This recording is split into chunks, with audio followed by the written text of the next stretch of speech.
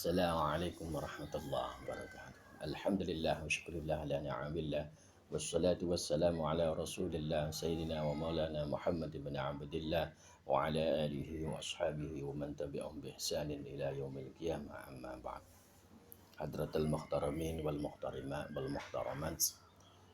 Mahasiswi prodi PAI ya kan, di Fakultas Tarbiyah IAIN Kudus yang berbahagia. Alhamdulillah wa syukurillah ala ni'amillah. Pada kesempatan pagi hari ini saya akan menjelaskan tentang usia belajar dan hukuman dalam hadis Nabi. Usia belajar kalau dalam hadis Nabi yang populer ya, yang diriwayatkan oleh Imam Bukhari, kullu mauludin yuladu 'alal fitrah fa abawahu yuhawidanihi aw yunashiranihi aw yumajjisani aw kama qala. Rawahul Bukhari. Setiap anak yang dilahirkan di dunia ini itu dilahirkan dalam keadaan suci, fitrah. Fitrah itu janihina li tauhidillah, kecenderungan mengesahkan Allah Subhanahu wa taala. Kenapa dia menjadikan non muslim? Fa'abawahu, kedua orang tuanya. Fa'abawahu yuhawidani, bisa menjadikan Yahudi, bisa menjadikan ayunasiranihi, Nasrani dan Majusi. Alhamdulillah kita itu dijadikan sebagai seorang muslim itu merupakan bersyukur yang sangat, syukur kenikmatan yang luar biasa itu dijadikan sebagai orang muslim karena kedua orang tua kita adalah muslim ya kan? Jadi setiap ketika lahir sudah menjadi usia dalam belajar, belajar ketika lahir ya kan? Sebelum lahir itu juga begitu, sebelum lahir dibacakan surat Yusuf ya kan, perutnya ibu, kemudian dibacakan surat Maryam, itu mendidik anak juga itu namanya.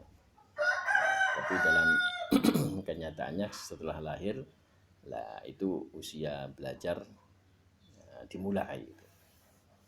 Anak usia dini merupakan, kalau anak usia dini memang bagaimana belajar untuk menangkap informasi, pengetahuan ya kan, perilaku dan tindakan. Merupakan kelompok manusia yang berusia 0 sampai 8 tahun, itu anak usia dini, atau 0 sampai 6 tahun ya, berada dalam proses pertumbuhan dan perkembangan yang merupakan masa penting bagi anak untuk mengembangkan sikap, minat serta potensi yang ada pada diri anak. Masa ini juga merupakan masa yang sangat berharga untuk menanamkan nilai agama, etika, sosial. Jadi nilai agama, sosial, etika, akhlak, perilaku yang baik itu mulai dari anak usia dini. Karena penanaman dari anak usia dini, usia belajar itu merupakan memupuk pengkokohan suatu akidah, keimanan, ibadah, sehingga nanti besarnya lebih baik lagi. Undang-Undang Sisdiknas nomor 20 tahun 2003 bab 1 pasal 1 ayat 14 pendidikan anak usia dini adalah suatu upaya pembinaan yang ditujukan kepada anak sejak lahir sampai dengan usia 6 tahun yang dilakukan melalui pemberian rangsangan pendidikan untuk membantu pertumbuhan dan perkembangan jasmani dan rohani agar anak memiliki kesiapan dalam usia pendidikan lebih lanjut. Jadi bagaimana anak itu bisa sosialisasi diri itu anak, emosi diri anak itu ada, psikologi diri anak itu ada, mental anak itu ada, sehingga nanti kedepannya lebih jauh lebih baik lagi. Misalnya 0 sampai 2 tahun bagaimana dia mengenal bahasa ibu ya, bahasa ibu, mimi, susu ya, maem ya kan, terus berkembang terus 2 sampai 4 tahun, 4 sampai 6 tahun. Itu akan dididik terus itu secara bertahap. Tujuan pendidikan anak usia dini secara umum adalah mengembangkan berbagai potensi anak usia dini, berbagai persiapan untuk hidup dan dapat menyesuaikan dengan lingkungannya. Kaitannya dengan aspek agama adalah anak mampu melakukan ibadah, mengenal percaya ada ciptaan Tuhan, mencintai sesama, melakukan sholat dan sedekah. Sholat untuk dirinya sendiri, bersedekah untuk sosial. Ya kan? Anak diibaratkan seperti kertas putih ya kan, yang masih bersih, yang bisa ditulis dengan apa saja. Orang tua dalam hal ini memiliki peran yang sangat penting karena orang tua merupakan pendidik awal dan mendasar pentingnya karakter seorang anak, baik dan buruknya ditentukan bagaimana orang tua dalam mengajarkan nilai agama Islam. Jadi memang orang tua adalah pendidik utama dan pertama, bagaimana dia melukis kan kertas putih itu, apakah dia melukis yang buruk atau yang baik. Tapi pendapat John Locke ini ya, kertas putih itu tabula rasa, tapi yang pada dirinya adalah anak itu membawa fitrah. Siapapun anak, baik anak orang muslim maupun non muslim itu jangan dihina li tauhidillah. Kedua orang tuanya yang bisa membentuk yang lain.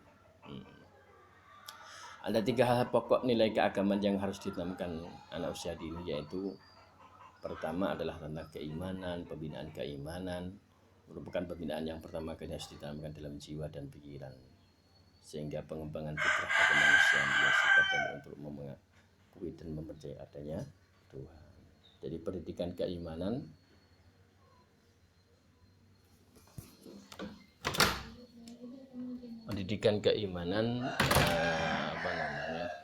akidah itu dasar yang pertama yang harus ditanamkan dalam jiwa anak. Ya, pendidikan keimanan dan akidah itu yang pertama yang harus ditanamkan sebelum mempelajari yang lain. Kemudian nilai keimanan merupakan nilai yang pertama yang dianggap usia didik, karena anak usia cenderung bersifat imitatif dan mereka masih berimajinasi dalam berpikir. Kebanyakan dari mereka masih menyerupakan Tuhan dengan berpikir. Jika Tuhan itu maha melihat, mendengar, maha besar, ya kan? Jadi masih imajinasinya Tuhan itu seperti apa. Tuhan itu seperti apa. Jadi anak kecil seperti itu. Jadi yang Tuhan itu yang memiliki kekuatan yang luar biasa, supranatural, yang luar biasa, yang melebihi dari makhluk-makhluk yang lain yang ada di dunia, karena itu ciptaannya. Jadi imajinasinya anak itu keimanan pada Allah maha besar misalnya, berarti Allah itu lebih besar dari semuanya. Allah maha agung dan lebih semuanya. Nah, itu imajinasinya, tapi harus digambarkan dengan yang baik. Kedua adalah nilai ibadah, penanaman nilai ibadah pada anak usia dimulai dari keluarga. Anak masih kecil lebih banyak kegiatan ibadah, ya kan, yang seperti melaksanakan sholat. Kewajiban melaksanakan sholat harus diajarkan sejak dini. Lebih baik lagi diajarkan pada anak usia dini, mereka mulai bacaan sholat, gerakan sholat, ya kan, berusia 7 tahun, tetapi pengenalan tentang ibadah sholat juga sangat penting. Jadi keimanan juga senang sholat, yang ibadah pada Allah itu juga penting.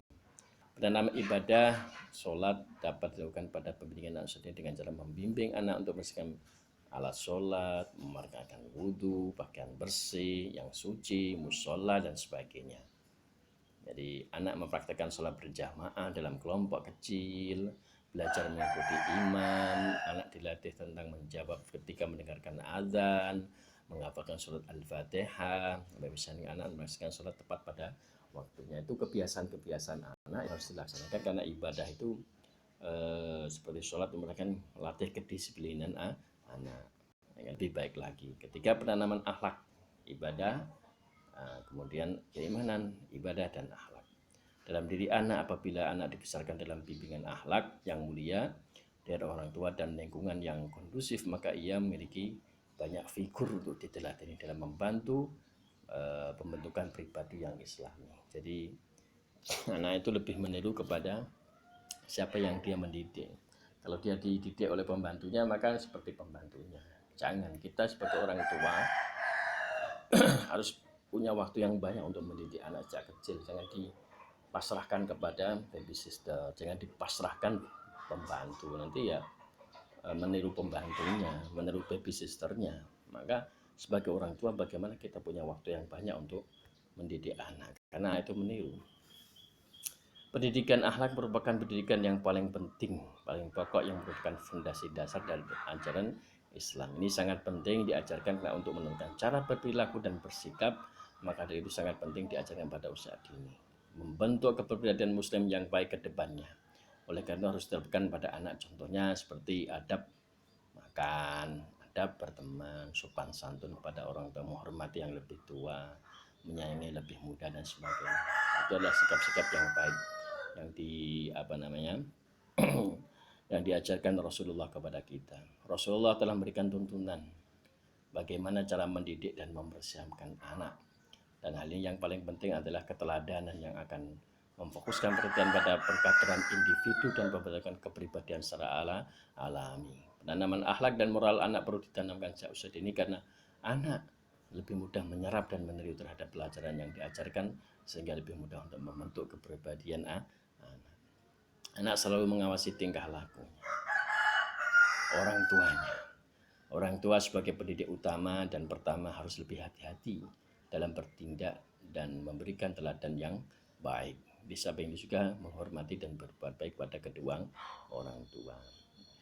Saya kira itu, ya kan, pendidikan agama yang ditanamkan sejak dini memegang peranan yang sangat penting dalam mengembangkan rasa keberagaman pada anak. Dengan adanya fitrah keagamaan yang dimiliki setiap anak dengan adanya bimbingan, pelatihan, pembiasaan dan sebagainya akan meningkatkan rasa keberagaman dalam diri Anda. Keberagamaannya, religiusitasnya sangat tinggi. Nanti ke depannya sebaik. Jadi ketika anak dididik mulai dari TK ya kan atau RA ya kan sangat kuat, nanti MI, MTS Aliyah insya Allah sangat kuat itu kepribadiannya. Kemudian hukuman. Nah, ini bagaimana terkaitan dengan hukuman. Hukuman itu adalah alternatif terakhir kalau ketika anak itu melanggar norma agama dan norma sosial.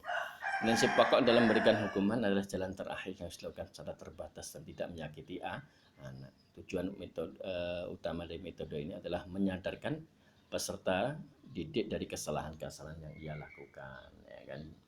Jadi memiliki pendidikan hukuman yang edukatif. Pemberian hukuman juga memiliki beberapa teori ya. Adalah hukuman alam, ganti rugi, menakut-nakuti, balas dendam, targhib. Kalau dalam Islam itu adalah dalam hadis Nabi adalah targhib wa tarhib, ya kan. Nyeneng-nyenengi lan meden-medeni lah. Nah, gitu. Pemberian hukuman harus tetap dalam jalinan cinta kasih sayang. Pada alasan keharusan menimbulkan kesan di hati anak, menimbulkan penyesalan kepada anak, berikan maaf ya kan, dan kepercayaan.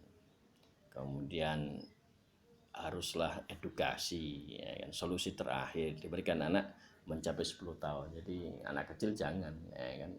Saya jarang memarahi anak saya. Nah, ketika sudah dewasa MTS ya kan, nah itu harus diberikan cambuk ya kan, untuk belajar lebih giat lagi. SD ya kan,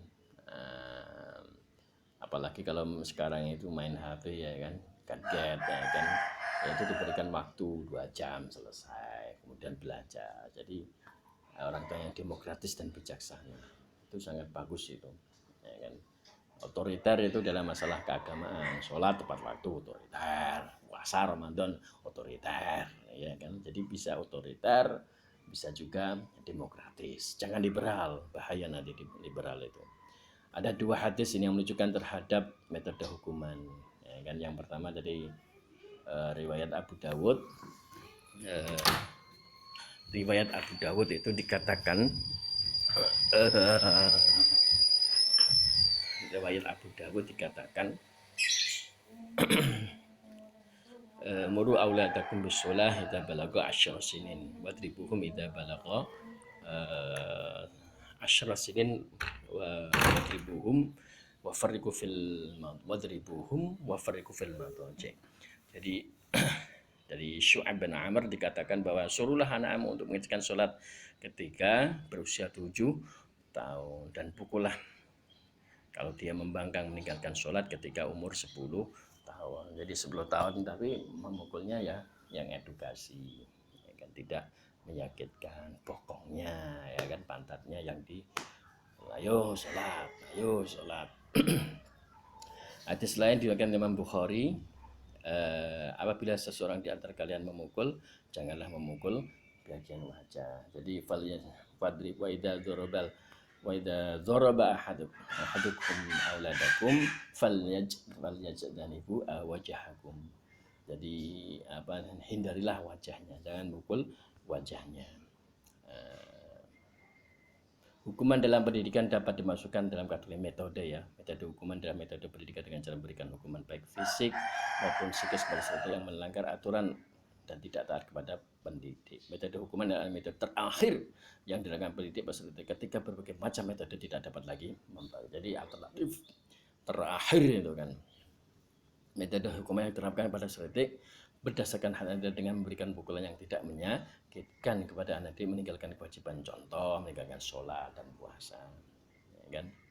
Dalam pelaksanaan hukuman harus diperhatikan hal berikut. Hukuman disesuaikan dengan jenis kesalahannya. Berikan hukumnya disesuaikan dengan kemampuan anak didik. Diperlukan mukul bagian tidak diperlukan bagian muka atau sekitarnya. Berikan hukuman tidak boleh lebih dari 10 kali. Memberi hukuman kesalahan anak didik merupakan alternatif terakhir.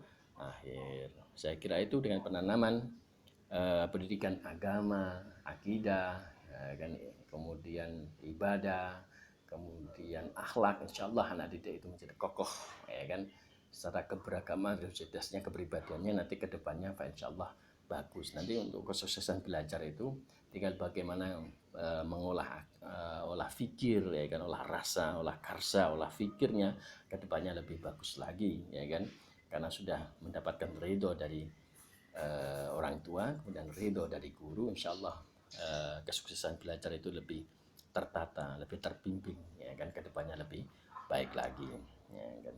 Itu yang terpenting itu. Jadi ketika anak itu mempunyai keagamaan yang kuat, religiusitas yang kuat, kemudian mempunyai ibadahnya kuat, ibadahnya rajin dan sebagainya, kemudian punya perilaku yang baik, insya Allah belajarnya itu akan dituntut oleh Allah, ya kan, lebih baik lagi. Kalau sebaliknya, kalau nggak kuat ya nanti nggak kuat, nanti kesuksesan belajarnya ribet lagi nanti, kedepannya nggak bagus lagi. Itulah usaha belajar dan hukuman bagi anak ya. Saya kira itu penjelasan dari saya, ya kan. Apabila ada kesalahan dan kekurangan, saya mohon maaf yang sebesar-besarnya. Saya akhiri, wallahu musta'an ila thoriqil hasan. Assalamualaikum warahmatullahi wabarakatuh.